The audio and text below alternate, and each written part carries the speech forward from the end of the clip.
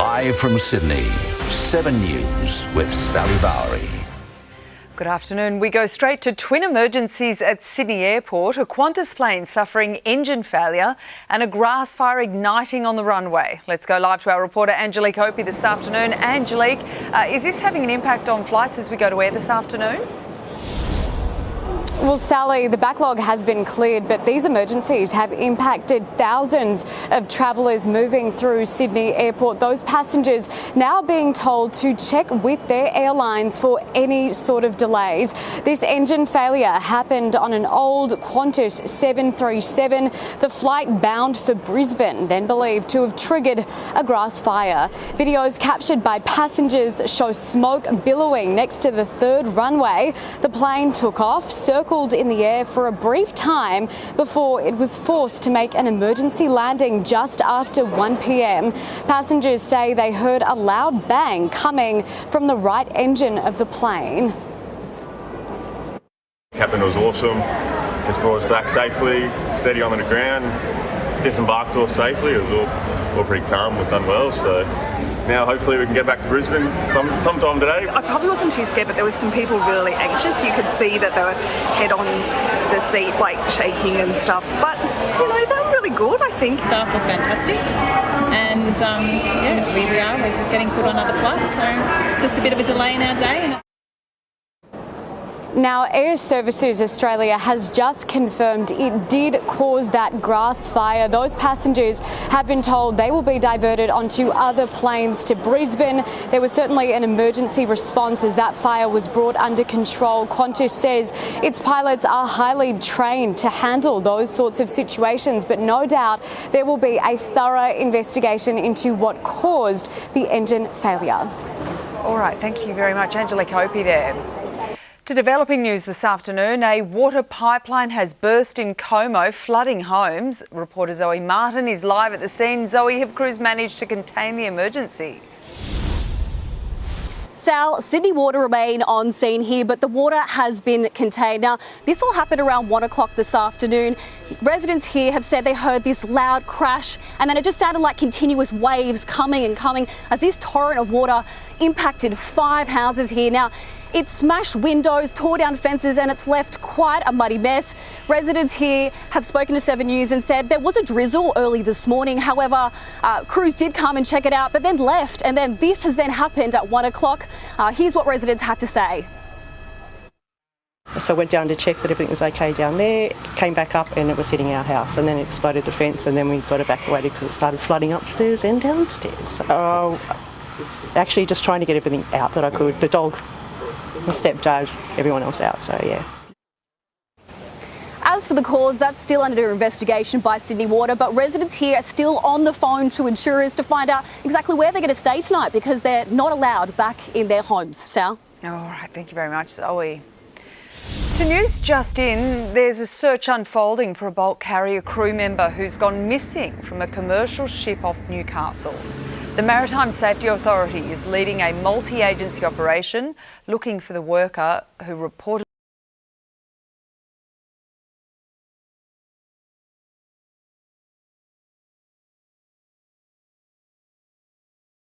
today. A judge found he wasn't criminally responsible for his actions. Andrew Denny reports. Well, the family of slain paramedic Stephen Toga came here to the Supreme Court this week, hopeful of seeing an accused murderer put on trial, but today they left furious, saying they're appalled by the judge's decision not to hold the man who stabbed Stephen to death criminally responsible for his actions on the grounds of mental health. Stephen has been lost in this deeply flawed and broken process. We're appalled that we were not given the opportunity to hear from a single witness nor any expert called. Jordan Finian Ganofo stabbed Stephen 55 times in a random attack outside a McDonald's restaurant. Graphic police body cam played to the Supreme Court showing the moments police tried to have him drop the knife. Taser, taser, taser! Get in! Someone move in! Someone move in! Secure knife! As he was arrested, Stephen Toga began to go into cardiac arrest and died from his injuries. Finian Ganofo also charged over his actions in the hours earlier, where he slashed a man at a petrol station, as well as intimidated a mother with a baby inside a hardware store.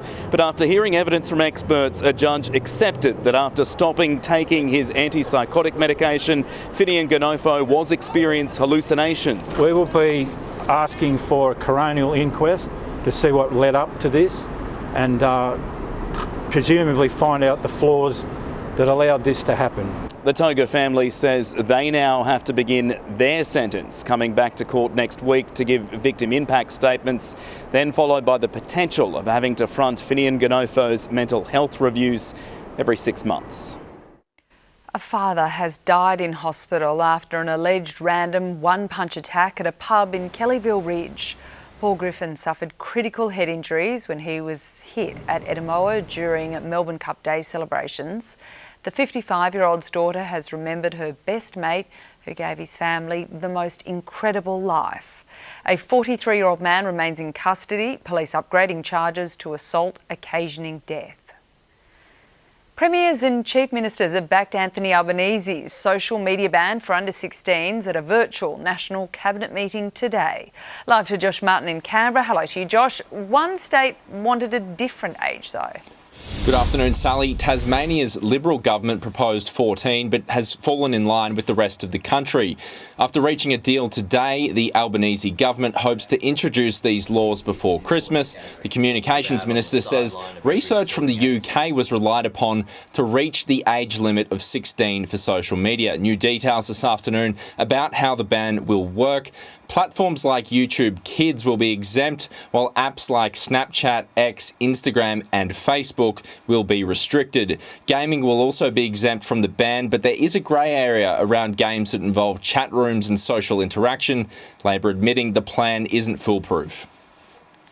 We want to say up front that this won't solve all of the problems. The safety and mental health of our young people has to be a priority. Peter Dutton and the Coalition proposed it 5 months ago. I'm glad we're getting there. I'm hearing that there might be a couple of loopholes in the legislation. I hope there isn't. Child psychologists and tech experts have doubts over the effectiveness of this ban, acknowledging that kids are tech savvy and will use VPNs or their parents' accounts to sidestep the age ban. Experts are calling for a focus on education, teaching kids the do's and don'ts of social media etiquette rather than prohibition. Parents also stepping in and actually raising their kids and teaching them some values and ensuring they've got a support system that's there for them if they do come across something online that they don't like or don't agree with.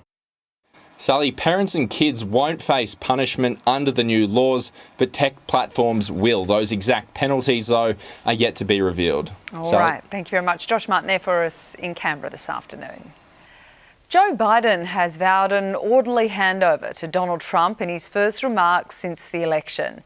The outgoing US president praised the race run by Kamala Harris and urged Democrats to keep the faith. David Woywood explains.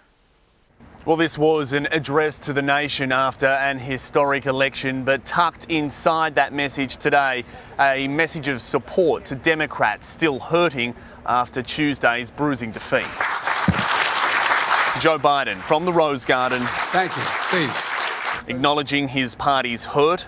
We accept the choice the country made. I've said many times, you can't love your country only when you win. And doing something Donald Trump couldn't or wouldn't 4 years ago. Accepting the result, no matter how disappointing. Yesterday, I spoke with President-elect Trump to congratulate him on his victory. And I assured him that I direct my entire administration to work with his team to ensure a peaceful and orderly transition. That's what the American people deserve. Internally, though, Democrats are seething. They've lost the White House, the Senate, and likely too the House of Representatives. I'm going to speak some hard truths to my friends in the Democratic Party. We are not the party of common sense. It's knives out after a crushing blow, with Harris unable to outperform Biden in a single county, begging the question. Does President Biden believe he could have won if he stayed in this race? President Biden believes that he made the right decision when he decided to step aside. From Hollywood critics, tears. As late night stages confronted the result. Well, Of course, Trump's already super busy. First, he's got to move all those classified documents back into the White House. But it's all academic now for the resurgent Republican Party. This will truly be the golden age of America. That's what we have to have. Their raging red majority has given the president-elect freedom to make almost any political appointment he wants, and it's a freedom that's certain to reshape America. David Woywood there in the US. An incredible chapter in the history of Australian radio came to a close today. John Laws hung up his headphones, ending 71 years on air with this sign-off. Treated with kindness your life, and treat with equal kindness the lives of any people that you happen to encounter. And I'm sure you'll do that. But in the meantime, what do? I say goodbye. The Titan of Talkback began his career in 1953, ruling the airwaves of Sydney on 2UE and later 2SM. Tonight at 6, we sit down with the man dubbed Golden Tonsils for his reflections on his career. Amber Laidler joins us now with the latest on Sydney's weather. Hello to you, Amber. It felt more like summer today. Good afternoon, Sally. Yes, we've enjoyed plenty of sunshine and above average temperatures to end the working week. It reached at least 30 degrees in most suburbs this afternoon. 29 was the top at Terry Hills, Campbelltown and Holsworthy, and it felt much more comfortable out there too, with far less humidity compared to yesterday. It remained dry across much of the state today, aside from a few light falls along the coast since 9 a.m, but unfortunately, the warm sunny conditions aren't set to last. We do have showers on the way for Sydney, much cooler temperatures too when that's due to arrive. Those details coming up in your 7-day outlook shortly, Sally. All right, we'll speak to you then. Thanks, Amber. Still ahead, 3 arrested over pop star Liam Payne's death. Plus, jailed then bailed, a neo-Nazi sentence for an illegal salute, and our whooping cough epidemic smashing records. Doctors join us with the public health threat. And stranded in Japan, cruise staff confiscate passports. We speak to Australians trapped on board. Big news breaks in every street, in every suburb, every day.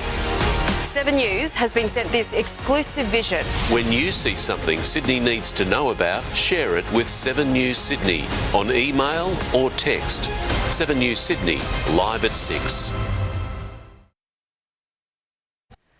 Australia is struggling through its worst whooping cough epidemic on record. New figures show there are more than 41,000 active infections as vaccination rates dip nationwide. Joining us this afternoon live is Dr Michael Bonning from the New South Wales branch of the Australian Medical Association. Michael, thank you so much for your time this afternoon. Can you just take us first through why are case numbers on the rise at the moment? We often see kind of epidemics of cases or increases in cases on about a 5-year cycle. However, this is unprecedented. Last year, we only saw about 2,500 cases across the whole country. This year, we're on track for almost 45,000 cases. One of the challenges there is this is an infectious condition. So once more people get it, there are more vectors in our community spreading it from one person to another. We know also that herd immunity, so vaccination rates in the case of pertussis, whooping cough, that are over 95% are one of the best ways to break those chains of infection that go from person to person. And actually in Australia at the moment, we only have a handful of states where vaccination rates are over 95% for children under 1 year of age. Just on that, what category of age is most at risk of contracting whooping cough? We know it's particularly dangerous for young babies and for the elderly, but who sort of do we see as the big super spreaders of it? So what we're seeing is that we're good. 95% is still, or just around there, is very good for young children, and we have vaccination pathways that mean that we're vaccinating at 6 weeks, 4 months, 6 months, and 18 months of age for infants. But it's the catch-up vaccines and in older children, so 4 years and a dose between 11 and 13 years, that are regularly being missed in the community. And we know that those children between 10 and 14 have the highest rates of whooping cough in the country. So they're the ones that we really need to be targeting, because they're in, just like younger children, they're in constant contact with lots and lots of other kids at school. And so keeping their rates of vaccination up are most important to try and break those chains of transmission. Yeah, just really interesting. I mean, anecdotally, even myself, I'm a parent of primary school age kids, and I feel like I've got an email at least once every sort of fortnight at the moment saying another new case, another new case. What is your advice then to people like myself, to parents who want to protect their kids and protect the community? Staying up to date with vaccination, and obviously we're talking about kids here, but the extension from that is making sure that people who are older than that, so vaccination boosters for adults, adult household members, grandparents, carers of an infant under 6 months of age. My son is just over 6 months now, but that was one of the most important things my wife and I got done, and we had done for our parents when they were coming to see Alistair. Any adults working with young children, so in childcare, in schools, in healthcare settings, you should have a vaccine booster every 10 years. And then adults at age 50 and age 65, because we know that it's more serious as an illness as you get older as well. Yep. So, that is primarily and most effectively the way in which we intervene here. For children where there is a suspected case, we want them to see a GP, because we need to think about making sure that this cough doesn't go on to infect more people. A simple course of antibiotics for 5 days stops people being infectious. So we have very effective means to treat it. However, the problem is that once you catch it, many people around you may already have had it transmitted to them before you get antibiotics. And it sounds like with those rates, over 40,000 active infections, that is certainly playing out in the community at the moment. A trip to the GP, check we're all up to date with our vaccinations. Dr. Michael Bonning, thanks for your time this afternoon. Thanks, we appreciate it. To other news now, when 3 men have been charged over the death of British pop star Liam Payne. The former One Direction member was killed when he fell from the balcony of a hotel in Buenos Aires last month. Toxicology tests have revealed he had alcohol, cocaine and antidepressants in his system. Argentina's public prosecutor announced the arrests, which reportedly include a friend of the singer, a hotel worker and a suspected drug dealer. More than 100 Australians are right now on board a cruise ship stuck in Japan. The Royal Caribbean's Spectrum of the Seas was set for a 7-night tour, but an engine issue threw the trip into disarray. Staff have taken the passports of all passengers, leaving them stranded since Wednesday. It's just a lack of information, and I mean, at the end of the day, if they let us off the ship and we can fly from here to Hong Kong, problem solved. Travellers have been told they're likely to set sail again tomorrow. Next in 7's afternoon news, we'll have sport with Matt Carmichael, including the Aussie openers fall cheaply in the second one-dayer against Pakistan. And Tonga embraced as the people's team before Sunday's Pacific Championship final against Australia.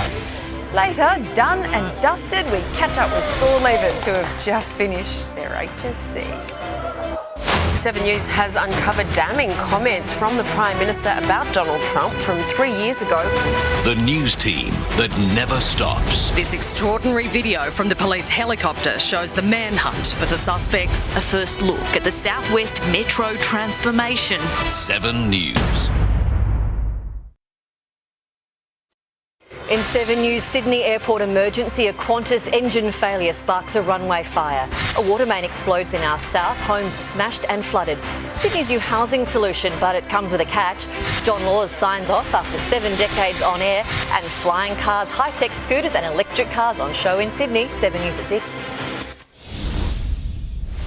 Time for sport now with Matt Carmichael. And Matt, the Aussie openers misfire again. Yeah, not showing much respect to the Pakistan paceman. Sally, good afternoon. Jake Fraser-McGurk's talking a bigger game than he's playing at the moment.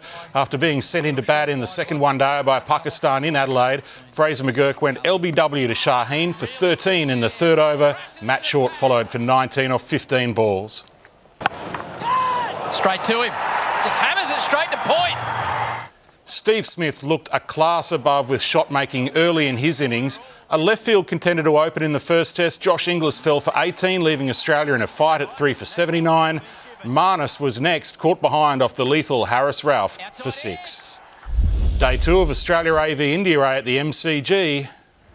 Constas hit on the pad and it's out! Sam Constas fell LBW for 3. Ollie Davies threw away his big chance to impress with a wild shot on 13. 3 years out of the test side, the selectors' safest choice, Marcus Harris, fought hard to make 74 in between rain delays.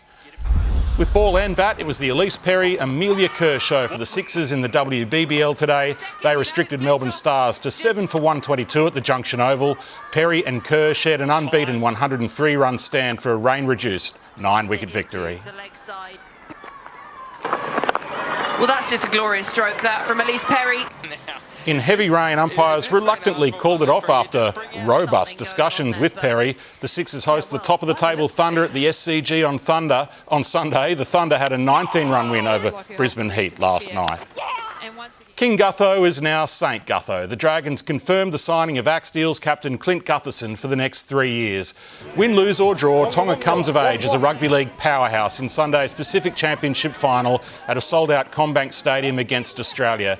Today, hundreds of school kids embraced the Pacific Island theme to Sunday's 4 test matches, which also feature New Zealand, PNG and Samoa. Tonga will play for much more than an upset over the world champion Kangaroos. It's bigger than me. It's bigger than my family. It's for our little nation of Tonga. It definitely plays a part in us remembering who we're actually representing. Australia's Gillaroos take on the Kiwi Ferns in the women's final. Joseph Suaalii's first game of senior rugby union will be a test match against England at Twickenham. The 21-year-old will start at outside centre for the Wallabies on Sunday morning, fresh off the NRL season with the Roosters. Coach Joe Schmidt isn't concerned about Suaalii's ability to adjust defensively and to rugby's stricter high tackle laws. We've got a confidence that he'll adapt really well. If it's not well enough, well, at least it's a first step. Suaalii will be the first player since Matt Giteau in 2002 to debut for Australia before playing Super Rugby. Only 9 months after signing his first professional contract, 20-year-old Hayden Matthews joined Sydney FC teammates Ryan Grant and Anthony Caceres in the Socceroos squad for the next round of World Cup qualifiers. It's unbelievable. It's probably come a little bit quicker than I expected, but yeah, it's an unbelievable feeling and a really great accomplishment for me and my family. Gun midfielder Alex Robinson hasn't made himself available. You have to respect the shirt, the badge. You have to respect the honour of playing for the Socceroos. Tony Popovic left out Nestori Irankunda to let him settle into Bayern Munich. Former Mariner Max Ballard is in the squad, partly to fend off French interest. Sydney FC's Asian Champions League campaign took a hit with last night's home defeat 1-0 to Japanese heavyweight Sanfrecce Hiroshima. And they've got the breakthrough. It's out as well, so not a great day for the Aussies so far. Not at all. All right, thanks for that, Matt. I think. This afternoon's top stories are next, including twin emergencies at Sydney Airport, an engine failure and runway fire. A live update. Homes flooded in Como after a water pipeline eruption. We speak to washed out residents and the fiery crashing into a police pursuit after an alleged RSL plaque theft. Tomorrow on Weekend Sunrise, Shopping Bonanza. How to get the jump on Black Friday sales. Plus, supplement swaps. New superfoods hit the market to transform your health. And Destination Dupes. Affordable products better than the real thing. Weekend Sunrise from 7 a.m. Live from Sydney, 7 News with Sally Bowrey. You're live with 7's Afternoon News. Welcome back. Our top story, an emergency landing at Sydney Airport and a grass fire erupting on the runway. Our reporter Angelique Opie is there for us this afternoon at the airport. Hello again to you, Angelique. Do we know if these two emergencies are linked? Well, Sally, the engine failure happened on this Qantas 737, the flight bound for Brisbane, and Air Services Australia has now confirmed that triggered the grass fire nearby. Passengers say they heard a loud bang coming from the right engine of the plane. One passenger said they saw flames shooting out. Everybody clapped when they landed. No doubt a frightening experience. The plane took off, circled in the air for a brief time before it was forced to make an emergency landing just after 1 p.m. Let's take a listen to passengers. Hats off to Qantas there, handled everything pretty well. Yeah, good to see they didn't go up in flames or anything like that, but yeah, everything was under control by the sounds of it. A bit scary, and yeah. But I knew that we'd be safe because they were all very good staff. There are now multiple agencies that will be investigating what happened in the lead up to this engine failure. The passengers on board the Qantas flight have been told they will be diverted onto other planes to Brisbane. Sally. Thanks for that, Angel. And earlier today, a technical outage impacted travellers at international airports across the country, including Sydney. The Smartgate kiosks at Immigration Control, which use facial recognition, were affected. It meant arriving and departing passengers had to be manually processed by Border Force. Extra officers were deployed. While the glitch was fixed, the government says the issue has now been resolved. Returning to our developing story this afternoon, and homes in Como have been inundated after a pipeline exploded. Residents were told to evacuate as the force of the water smashed through windows and burst through walls. Went around and checked on the houses around there and helped the young lady with the flooding, but unfortunately the window gave way and the house was just completely flooded. So we're just waiting for the water board to come and switch it off. It took them quite a while, but they got there eventually. The eruption has since been shut off. Sydney Water is investigating, though, what went wrong. A man who stabbed a Sydney paramedic to death has been found not criminally responsible. Jordan Finney-Ganofo stabbed Stephen Toga 55 times in a random attack outside a McDonald's in Campbelltown in April last year. This morning, the judge upheld a special verdict of act proven but not criminally responsible, a decision the victim's family found hard to accept. We're appalled by today's outcome. It is neither what we wanted nor what we expected. Victim impact statements will be heard next week. The killer will be remanded in custody until then. A man is under police guard in hospital this afternoon, accused of stealing plaques from Fairfield RSL and slamming his getaway car into a shop. It was a fiery and crashing end to his time on the run, as Tom Saker reports. Well, here's the brick wall where a Toyota Camry came to a crashing halt this morning after a short police pursuit. Sparks flew and police were right on the car's tail. Take a look at this security video. The 34-year-old man was pulled from the car by officers because it was on fire and eventually taken to Liverpool Hospital, where he's currently being treated under police guard. A short time before the collision, police say the man stole 7 brass war memorial plaques from the Fairfield RSL. They contain the names of those who fought and died in World War I. They were found in the car, along with tools he allegedly used to break them free. I saw him get out of the driver's seat, walk around to the passenger's side, open the back door.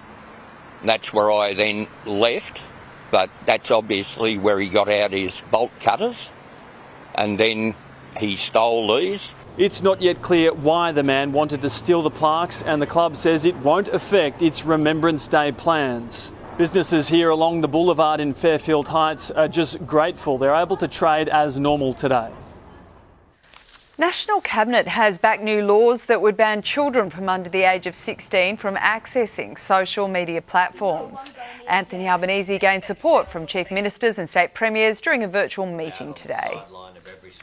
Social media is doing social harm to our young Australians. The safety and mental health of our young people has to be a priority. The federal government hopes to introduce the legislation before Christmas. Parents and children won't face punishment for breaches, but tech platforms will. A neo-Nazi has been jailed, then immediately bailed after performing a Nazi salute outside a Melbourne court. Jacob Hersant's case is the first test of the law, which was introduced in Victoria last year. Estelle Greepink reports. Less than an hour after being sentenced to jail for performing a public Nazi salute, Jacob Hersant walked free on bail. The white supremacist allowed to walk free so he could appeal both his sentence and conviction in the county court. It's an honourable thing. It is an honourable thing to be persecuted for your beliefs. Hersant is the first person to be convicted of the offence after the state government passed laws banning public Nazi salutes last year. Hersant made the gesture 6 days after it was made illegal in front of a TV news crew. Fellow neo-Nazi Thomas Sewell attended court in support of Hersant. He was spared jail for assaulting a security guard outside Channel 9's Melbourne headquarters in 2021. Magistrate Brett Sonnet described the sentence of 1 month as relatively lenient.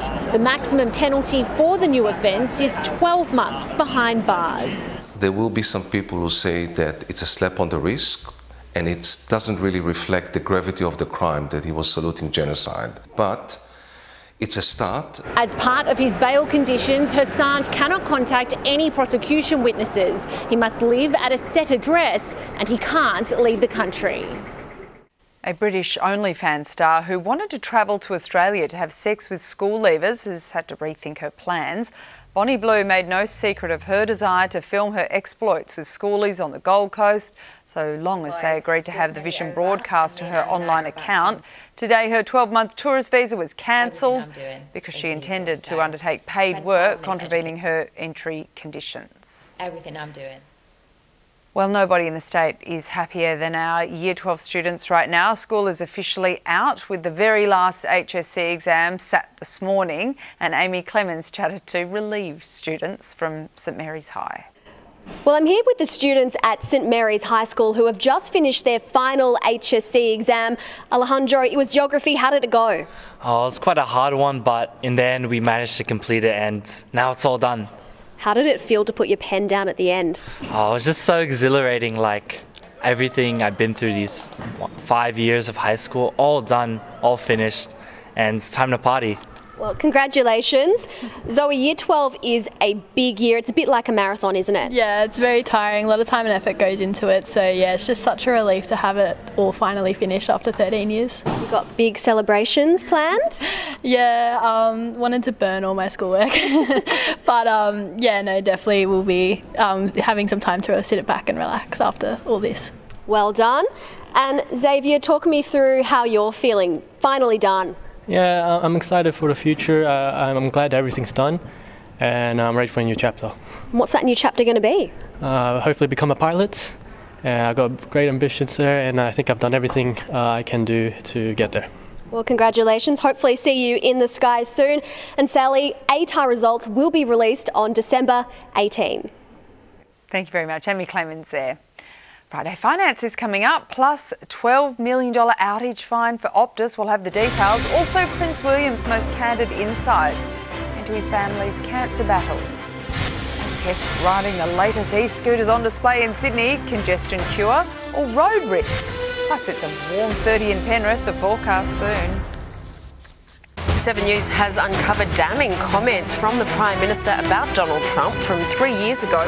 The news team that never stops. This extraordinary video from the police helicopter shows the manhunt for the suspects. A first look at the Southwest Metro transformation. 7 News. News breaks in every street, in every suburb, every day. 7 News has been sent this exclusive vision. When you see something Sydney needs to know about, share it with 7 News Sydney on email or text. 7 News Sydney, live at 6. Nurses and midwives will stop work on Wednesday next week for 24 hours after a month of pay negotiations came to an end with no agreement. The union's demanding an immediate 15% wage increase. It says frustrated and disheartened workers were left with no choice but to take industrial action. Optus has paid a $12 million fine over a national outage that cut off access to 000. 1 year ago today, 10 million customers couldn't make calls, send texts or use the internet when a routine software upgrade disconnected services. More than 2,000 were unable to contact emergency services. The telco was found to have not conducted welfare checks on 369 of those people. The communications watchdog said the company failed to provide the most fundamental service. Finance now, and James Tao from ING Bank joins us this afternoon. Hello James, how did the Australian share market finish the week? Good afternoon. It was a strong finish to what was a positive week for the local share market. The ASX 200 on Friday up around 69 points or 0.8%, and over the course of the week lifting about 2.2%, which was the best weekly performance in around 3 months. Today's gains, they were rather broad-based. We saw nearly all sectors rising. Only energy fell on a small dip in the price of oil. There were a number of companies today also releasing some earnings results, and we had ANZ Bank up more than 1%, despite its cash profit actually falling around 9% to $6.7 billion. And that result was actually slightly weaker than what some analysts were hoping for. Block, which owns Afterpay here in Australia, struggled and fell 6% on its quarterly update this morning. The Aussie dollar also eased from its morning highs. It's now buying about 66.5 US cents. Sydney 6pm News is coming up with Michael Usher and Angie Asimus. Hello to you, Michael. What's on the program? Hi there, Sal. Well, we're learning more about that airport emergency that sent a real scare through passengers earlier today. At 6, we speak to the pilot of the Qantas flight that suffered engine failure before landing safely. Also tonight, Sydney commuters warned about big changes to public transport coming next week. Trains, trams and Sydney traffic all set to be impacted. We're on board the Spectrum of the Seas cruise ship currently stranded at a Japanese port, while passengers, including more than 100 Australians, are being told they can't leave. A battle over kangaroos has set off an unlikely war of words between Australia and the Netherlands, while the Dutch are accusing us of being inhumane. And exclusive details on the new solution to our housing crisis. Big plans right on the doorstep of Sydney Harbour. The only problem comes in the form of 600,000 tonnes of cement. Small problem, big issue. There you go. So we'll have that for you. Plenty more. Sydney 7 News at 6. We'll see you then. All right, thanks, Michael. See you then. Prince William has given a remarkably candid insight into his personal life, describing the past year as brutal, dreadful, and probably the hardest he's ever faced. In an interview at the end of his South African tour, he said he's proud of how his wife and father have handled their cancer journeys. The royal adding that trying to keep everything on track has been really difficult. Well, sleeker and designed to ease congestion, the latest e-scooters are on show today at a blockbuster electric vehicle event in Sydney. But there are safety questions over the machines as debate as to whether they cause chaos on our streets. Our tech editor Sean White has tested them out. A cure for congestion or a new road risk. Love them or loathe them, they are sparking a fierce debate on the future of travel. And a range of new ones are starring at the Sydney International EV Auto Show, including the ZT3 Pro, with 70 kilometres range, smooth hill climbing power, super stable turns and all-terrain tyres. But it does cost a pricey $1,999. The good news, you can find options closer to $400. In Australia, e-scooter rules vary by state. The New South Wales government plans to legalise shared usage on bike paths. Private ones can be purchased, but it's illegal to ride. Across many other states like Queensland, Tasmania, Victoria, Western Australia and the ACT, there are different rules for where e-scooters can be ridden and how fast they can go. There are other modes of transport on show, including e-bikes, motorbikes and the trusty Segway. But the headline act... Oh, this is a Go-Kart Pro 2. Let's take it for a hot lap. Woo! It's got 4 driving modes with a top speed of 43 kilometres per hour. And you can connect it to a computer or console and transform it into a racing simulator. But why settle for virtual when you can feel the thrill for real? Sean White, 7 News. Having too much fun there, I think. You're live on the afternoon news. We'll have Amber Labour next with Sydney's weekend forecast. Stay with us. Good afternoon, Andrew Panomo here in the Freedom Traffic Chopper. Big delays for the M7 travelling north to Horsley Park. One to avoid if you can. It is closed northbound at the Horsley Drive from a serious accident. Traffic now all the way back into Precedence near Currajong Road. Freedom's blackout sale is on now. Get up to 30% off selected sofas and furniture and up to 50% off all mattresses. Don't miss out. Only at Freedom. Amber's back now with the forecast. Hello to you, Amber. When are those showers due to arrive? It's been warm today. Potentially during the day, we'll see some showers tomorrow, Sally, but it is looking like a bit of a cloudy weekend, much cooler.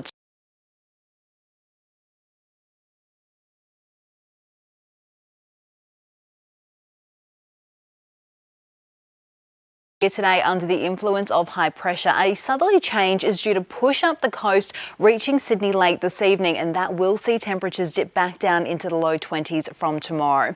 But elsewhere, a partly cloudy 32 degrees is forecast in Brisbane, mostly sunny tomorrow in Canberra, 21 under partly cloudy skies down in Melbourne. A cloudy start to the weekend on the way for both Hobart and Adelaide. Meanwhile, a partly cloudy top of 25 degrees is expected over in Perth.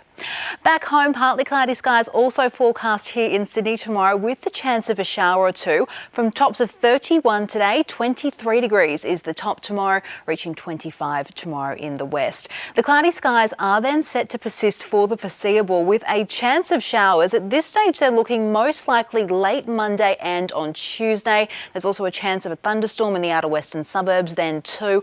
But temperatures are generally set to hover in the mid to high 20s throughout the week. So looking a little bit grey and gloomy at times. We'll have more weather and your very latest weekend forecast coming up in the news at 6, Sal. What a difference a day makes. Thanks for that, Amber. See you then. And that's Sydney's 4pm news for this Friday. Angie Asmus and Michael Usher will bring you 7 News at 6. I'm Sally Bowrey. Stay with 7 now for the Chase Australia. Thanks for joining us. Have a great night.